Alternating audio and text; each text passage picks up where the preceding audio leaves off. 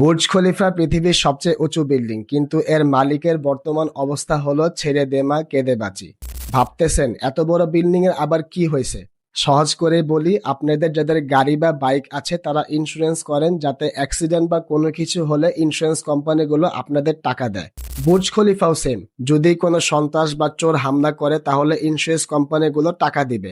ঝামেলাটা বাঁধছে দুবাইয়ের মধ্যে যে বর্তমানে হামলাগুলি হইতেছে সেগুলি যুদ্ধ নাকি সন্ত্রাসী হামলা।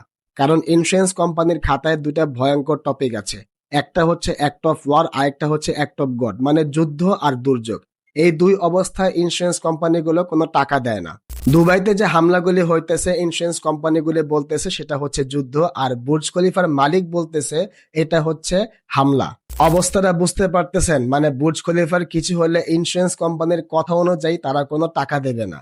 শুধু তাই না, যুদ্ধের ভয়ে এই বিল্ডিং এর ইন্স্যুরেন্স কিস্তি এখন আকাশচুম্বী।